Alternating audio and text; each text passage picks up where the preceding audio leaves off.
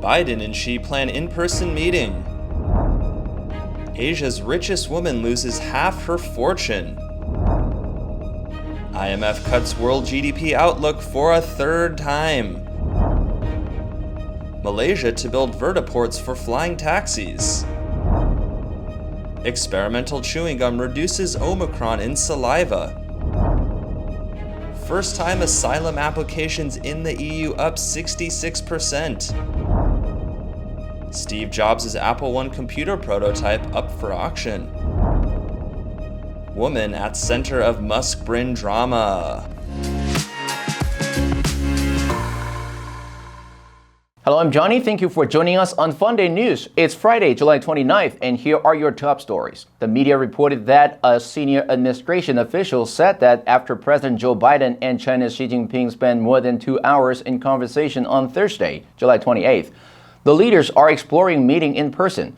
The White House released its own description of the conversation about Taiwan, saying that Biden underscored that the United States policy has not changed, and that the United States strongly opposes unilateral efforts to change the status quo or undermine peace and stability across the Taiwan Strait.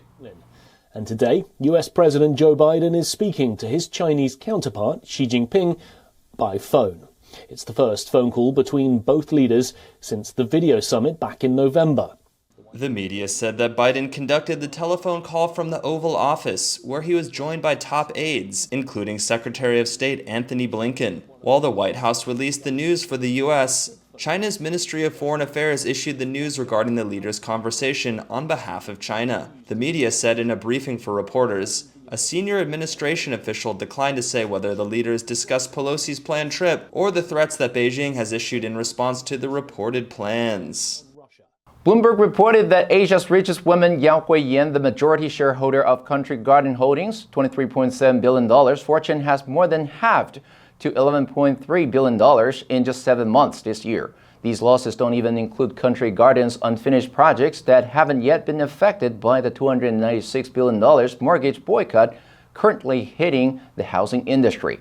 The company showed the extent of its cash crunch on Wednesday, July 27th, when it said it was looking to raise $361 million by selling new shares at a discount.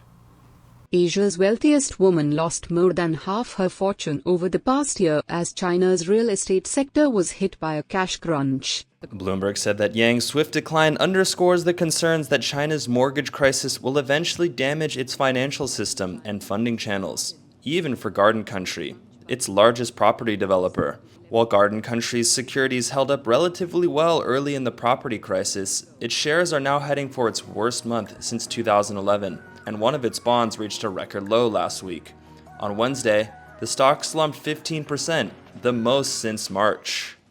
The International Monetary Fund cut its global growth outlook for this year and the next in an update to its world economic outlook, warning that the world economy may soon be on the cusp of an outright recession.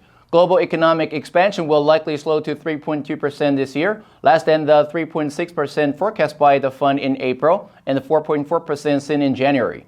The IMF said that the series of interest rate increases that central banks have unleashed to contain inflation is expected to bite in 2023, with global output growth set to slow to 2.9%.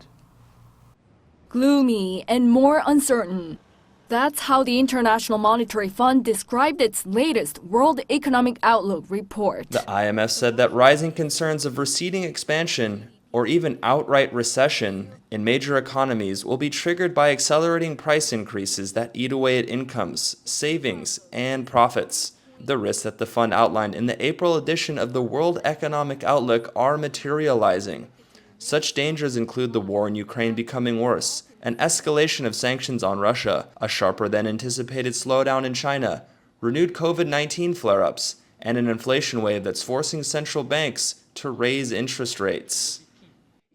AirAsia Aviation and the UK Skyports will jointly explore building landing sites for flying taxis in Malaysia, as Tycoon Tony Fernandez, the founder of AirAsia and the president of Capital Air Berhad, looks to expand into the urban air mobility business. Capital A's budget carrier AirAsia signed an agreement with Skyports to study ground infrastructure and scout potential sites for vertical takeoff and landing stations, known as Vertiports.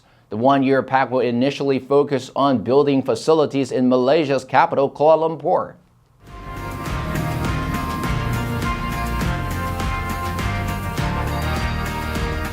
Bloomberg said that AirAsia reached a non-binding agreement with aircraft leasing firm Avalon Holdings in February to rent at least 100 vertical aerospace flying taxis, joining the likes of American Airlines, Virgin Atlantic Airways, and Japan Airlines.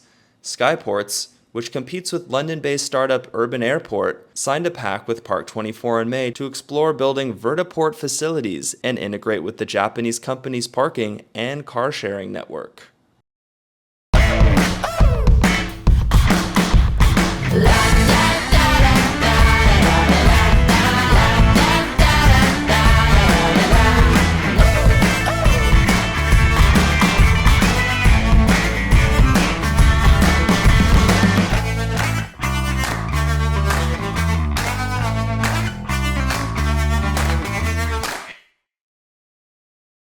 The media reported that an experimental chewing gum that traps SARS-CoV-2 particles in saliva holds promise for curbing transmission of new variants of the virus. Researcher leader Dr. Henry Daniel of the School of Dental Medicine at the University of Pennsylvania said that chewing ACE2 gum and swallowing ACE2 protein could minimize infection, protect COVID-19 patients, and prevent transmission. Researchers are now preparing to launch the first human trial. Researchers said that the gum contains copies of the ACE2 protein found on cell surfaces, which the coronaviruses use to break into cells and infect them. In test tube experiments using saliva from individuals infected with Delta or Omicron variants, the virus particles attached themselves to the ACE2 receptors in the chewing gum, and the viral load fell to undetectable levels. The viral trap ACE2 proteins in the gum are being carried within engineered lettuce cells in the first experiment and bean powder in the second. According to the European Office for Statistics, Eurostat, a total of 54,145 first-time applications for international protection in the European Union member states were filed in April this year, marking a 66% increase compared to the data of the same period last year. But the figures are still down by 28% from March. This is because the numbers of first-time asylum applications filed by the citizens of Ukraine had marked a notable increase in March due to Russia's full-scale invasion of Ukraine. When there is so much fear, it is very hard to start a therapy. The figures provided by Eurostat reveal that citizens of Afghanistan accounted for the largest number of first-time applications filed in EU countries in April this year, with a total of 7,255 applications filed by them, followed by Syrians, Venezuelans, Colombians, as well as Turks. At the same time, Germany accounted for the majority of first-time applications filed in EU countries, followed by France, Spain, Italy, Austria, and the Netherlands.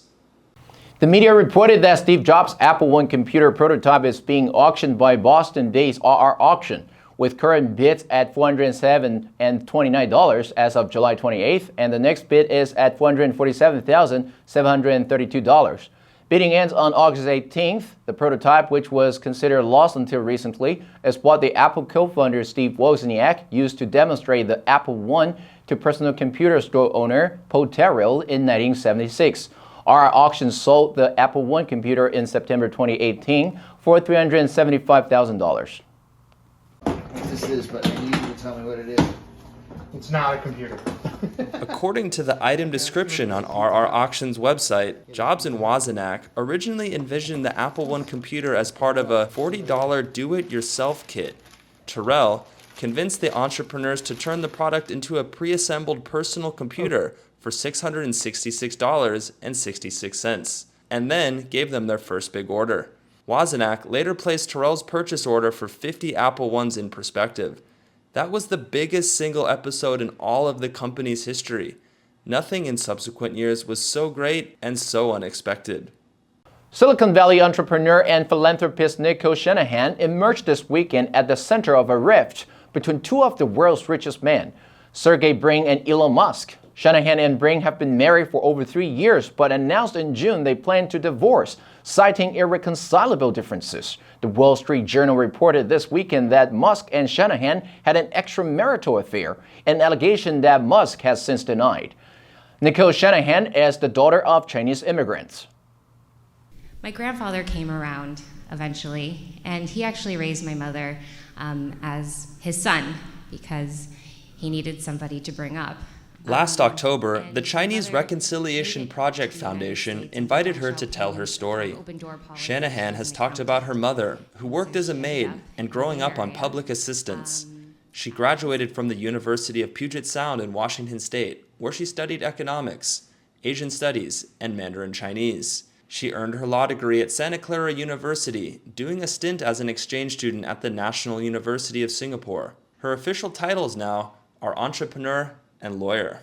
And that's all the time we have for today. Thank you for joining us on FUNDAY News. Let's make every day a fun day. I'm Johnny Wu, your host. I'll see you next time.